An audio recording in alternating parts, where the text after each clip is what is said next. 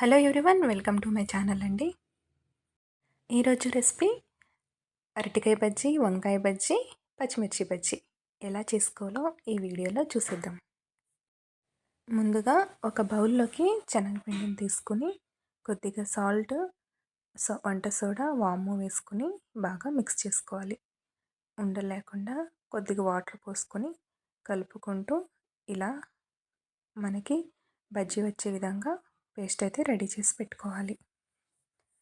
అదే స్టవ్ మీద gas on చేసుకుని బాండీ పెట్టుకుని డీప్ ఫ్రైకి సరిపడా ఆయిల్ వేసుకుని ఆయిల్ హీట్ అయిన తర్వాత మనం ముందుగా రెడీ చేసి పెట్టుకున్న ఈ బజ్జీ వేసుకుని పిండి ఉంది కదండి, దాంట్లోకి నేనైతే ముందుగా అరటికాయ బజ్జీలు వేస్తున్నాను.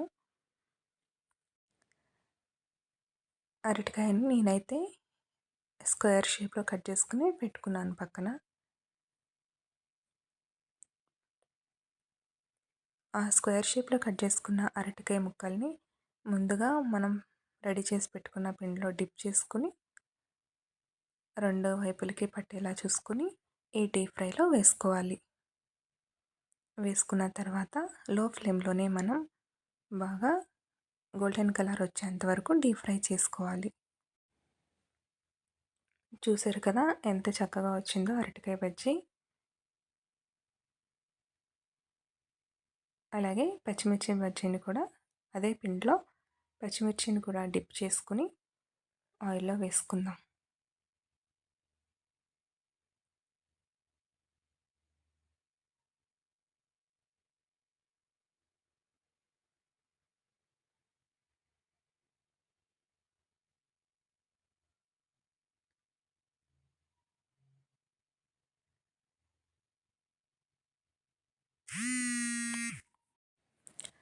మీలో ఎంతమందికి పచ్చిమిర్చి బజ్జీ ఇష్టమో, అరటికాయ బజ్జీ ఇష్టమో, వంకాయ బజ్జీ ఇష్టమో కామెంట్ చేసేయండి.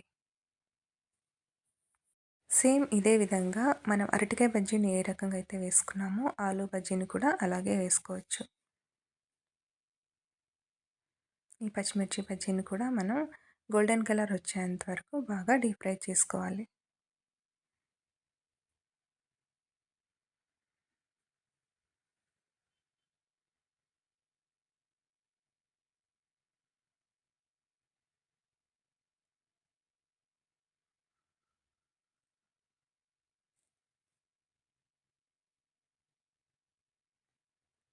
పచ్చిమిర్చి బజ్జీ అయితే రెడీ అయిపోయినాయండి. ఇప్పుడు వంకాయ బజ్జీ ప్రిపేర్ చేసుకుందాం.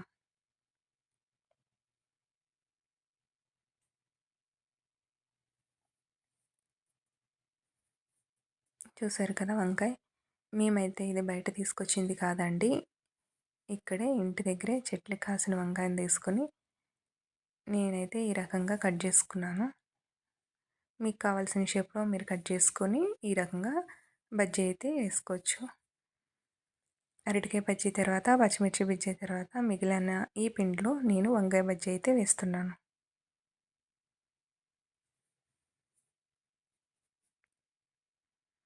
వీటిని కూడా ఇదే పిండిలో డిప్ చేసుకుని ఈ రకంగా డీప్ ఫ్రై చేసుకోవాలి లో ఫ్లేమ్లో.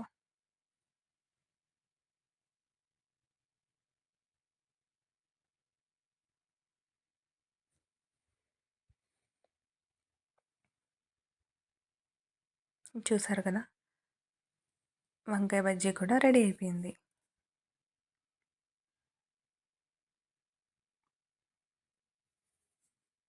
ఈరోజు మీ ఇంట్లో స్పెషల్స్ ఏంటండి? కామెంట్ చేసేయండి. ఎవరైతే నా ఛానల్ని ఈ వీడియోని మొదటిసారిగా చూస్తున్నారో ఈ వీడియో మీకు నచ్చినట్లయితే ప్లీజ్ లైక్ చేసి, షేర్ చేసి, సబ్స్క్రైబ్ చేసుకోండి. ఈ మిగిలిపోయిన పిండిలో ఇంకొద్దిగా ఉల్లిపాయలు, పచ్చిమిర్చి, కరివేపాకు, కొత్తిమీర వేసేసుకుని పకోడీలా వేసేస్తున్నాను.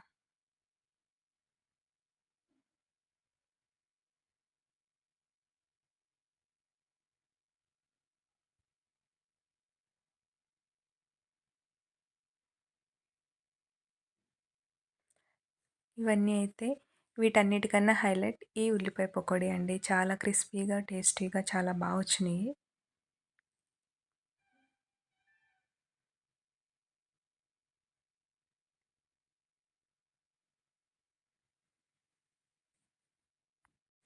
ఈరోజు మా ఇంట్లో బ్రేక్ఫాస్ట్ అయితే వగ్గాని, కర్ణాటక స్పెషల్ వగ్గాని.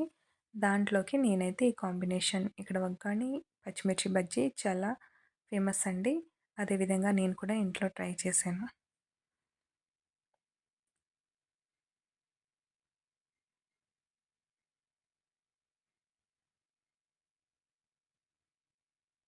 మీకు కూడా ఈ వీడియో నచ్చినట్టయితే ప్లీజ్ లైక్ చేయడం మర్చిపోకండి. సబ్స్క్రైబ్ చేసుకోలేని వాళ్ళు సబ్స్క్రైబ్ చేసుకోండి.